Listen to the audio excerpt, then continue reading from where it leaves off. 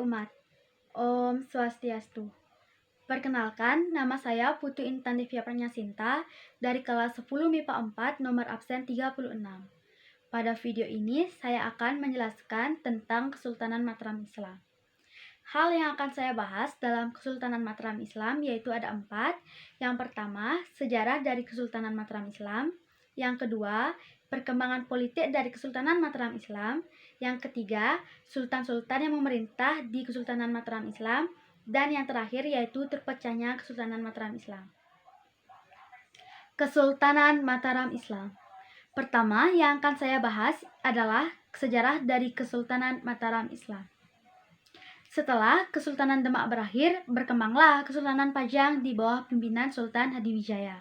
Dalam Kesultanan Pajang ini terdapat sebuah daerah yang bernama Mataram yang merupakan daerah kadipaten dari Kesultanan Pajang. Mataram merupakan daerah yang subur yang terletak antara Kali Opak dan Kali Praga yang mengalir ke Samudra Hindia. Daerah kadipaten ini diberikan oleh Sultan Hadiwijaya kepada Ki Ageng Pemanahan sebagai hadiah atas jasanya terhadap perang saudara di Kesultanan Demak. Kisah berawal dari Sultan Hadiwijaya yang mengumumkan sayembara bahwa barang siapa yang dapat membunuh Arya Penangsang akan mendapat hadiah tanah Mataram dan Pati. Ki Ageng Pemanahan dan Ki Penjawi mengikuti sayembara ini atas desakan dari Ki Juru Martani yang merupakan kakak ipar dari Ki Ageng Pemanahan. Putra Ki Ageng Pemanahan yang juga sekaligus sebagai anak angkat Sultan Hadiwijaya yang bernama Sutawijaya ikut serta. Sultan Hadiwijaya tidak tega sehingga memberikan pasukan Pajang untuk melindungi Sutawijaya. Perang antara pasukan Ki Ageng Pemanahan dan Arya Penangsang terjadi di dekat Begawan Sore. Berkat siasat yang disusun oleh Ki Juru Martani, Arya Penangsang berhasil tewas di tangan Sutawijaya. Ki Juru Martani akhirnya melaporkan laporan palsu kepada Sultan Hadiwijaya bahwa Arya Penangsang itu dibunuh oleh Ki Ageng Pemanahan dan Ki Penjawi. Apabila yang disampaikan berita yang sebenarnya, akan dapat dipastikan Sultan Hadiwijaya akan lupa memberikan hadiah sayembara, dikarenakan Sutawijaya adalah anak angkatnya. Sultan Hadiwijaya memberikan hadiah berupa tanah Mataram dan Pati. Ki Ageng Pemanahan yang merasa lebih tua memilih Mataram yang masih berupa hutan lebat, sedangkan Ki Penjawi mendapat daerah Pati yang pada saat itu sudah berwujud kota. Di tempat inilah Ki Ageng Pemanahan mendirikan keraton pada tahun 1578. Setelah beberapa tahun mendiami keraton, Ki Ageng Pemanahan pun wafat pada tahun 1584, yang kemudian digantikan oleh putranya yang bernama Sutawijaya atau Senapati Ing Alaga, yang pada masa mudanya bergelar Ngabehi Loring Pasar. Sementara di Pajang terjadi perebutan kekuasaan besar-besaran setelah Sultan Hadiwijaya wafat pada tahun 1582. Pengganti Sultan Hadiwijaya adalah putranya yaitu Pangeran Benawa yang digulingkan tatanya oleh Arya Pangiri dari Demak dan kemudian disingkirkan ke Jipang. Putra Ki Ageng Pemanahan yaitu Sutawijaya yang sudah menggantikan ayahnya pada tahun 1584 mulai melepaskan Mataram dari kekuasaan Pajang. Di bawah Sutawijaya, Mataram tumbuh secara substansial melalui kampanye militer melawan penguasaan Mataram atas Pajang oleh Arya Pangiri. Dan Pangeran Benawa dengan cepat menggalang dukungan untuk merebut kembali tahtanya dan merekrut dukungan dari Penembahan Senapati untuk bersama-sama melawan Pajang. Selanjutnya, Pajang diserang dua arah, yaitu oleh Pangeran Benawa dan Penembahan Senapati.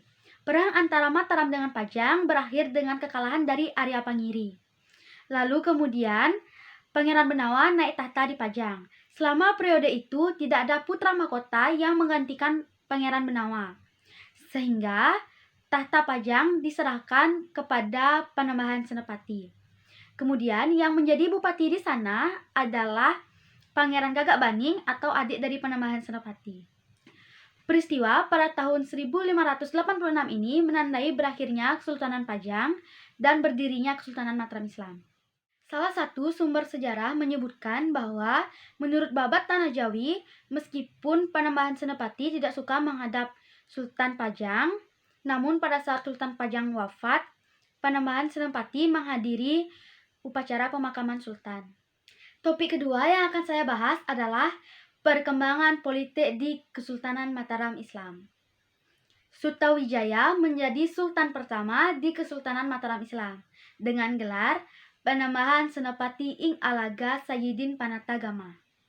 Pada masa pemerintahannya, Mataram memperluas kekuasaannya ke daerah sekitarnya, termasuk daerah pesisir bagian utara, kemudian ke daerah di Jawa bagian timur maupun bagian barat. Panembahan Senapati Ing Alaga juga memperluas kekuasaan dan pengaruhnya ke bagian barat hingga ke Priangan bagian timur dan Kesultanan Cirebon. Setelah Panembahan Senopati Ing Alaga wafat, kemudian digantikan oleh putranya yaitu Raden Jolang, yang merupakan putra selir dari Pati. Raden Jolang memerintah pada tahun 1601 sampai 1613. Pada masa pemerintahannya, ia menyempurnakan pembangunan sebuah kota yang dikenal sebagai Kota Gede, termasuk pembangunan Taman Daralaya, kolam atau segaran, dan kompleks pemakaman Kota Gede. Pada tahun 1613, Raden Jolang meninggal di tempat pemburuan atau Krapya, sehingga ia dikenal dengan gelar Panembahan Sede Ing Krapya. Panembahan Sede Ing Krapya kemudian digantikan oleh cucu dari Panembahan Senopati Ing Alaga, yaitu R.M. Jatmiko atau Pangeran Rangsang yang dikenal dengan gelar Sultan Agung Senopati Ing Alaga. Kesultanan Mataram ini mencapai puncak kejayaannya pada masa pemerintahan Sultan Agung Hanyakra-Kusuma. Pada masa pemerintahannya, Sultan Agung melakukan penyerangan-penyerangan terhadap Surabaya pada tahun 1625 dan juga melakukan penyerangan terhadap Pati, Giri, dan Blambangan. Sementara itu, Mataram melakukan hubungan dengan VOC di Batavia yang sudah dirintis oleh Panembahan Sede Ing Krapya pada tahun 1613. Namun, hubungan itu memburuk sejak tahun 1624. Hubungan VOC dengan Mataram yang memburuk itu pun memuncak. Kemudian, Mataram mengirim pasukan yang dibawahi oleh panglima-panglimanya. Pengepungan Batavia untuk mengusir VOC dari tahun 1628 dan 1629 mengalami kegagalan. Sultan Agung juga mengembangkan perdagangan ekspor-impor melalui pelabuhan di pesisir utara Jawa seperti Japara, Kendar, dan Tegal.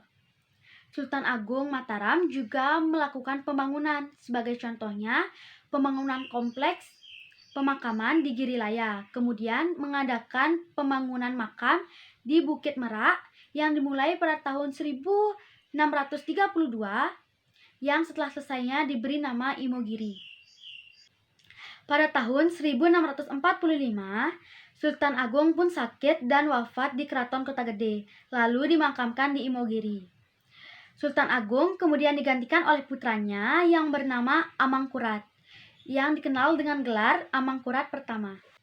Sunan Amangkurat Pertama akhirnya wafat pada tanggal 10 Juli 1677. Kemudian digantikan oleh putranya yang bernama Pangeran Adipati Anom atau yang dikenal dengan gelar Sunan Amangkurat Kedua.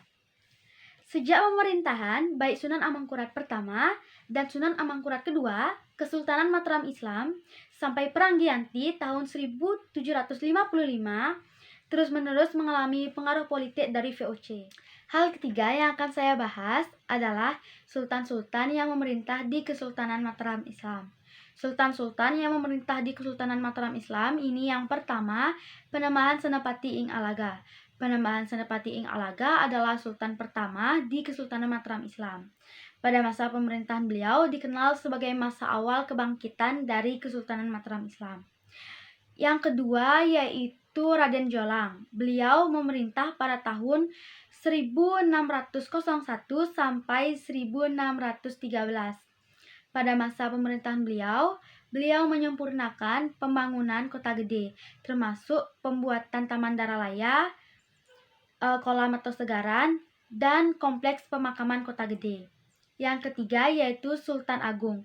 Pada masa pemerintahan Sultan Agung Hanyakarakusuma, Kesultanan Mataram Islam mencapai puncak kejayaannya.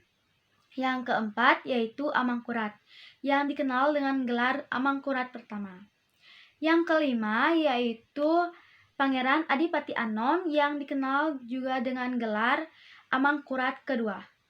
Hal terakhir yang akan saya bahas adalah terpecahnya Kesultanan Mataram Islam.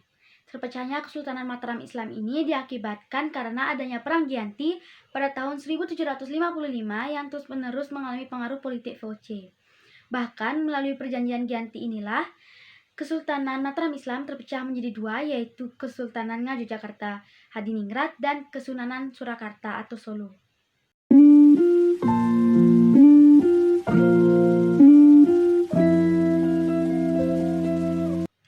Sekian materi Kesultanan Mataram Islam yang dapat saya sampaikan. Apabila terdapat kesalahan dalam menyampaikan materi, saya mohon maaf dan saya harap Bapak memakluminya. Saya tutup dengan Parama Santi. Om Santi Santi Santi Om.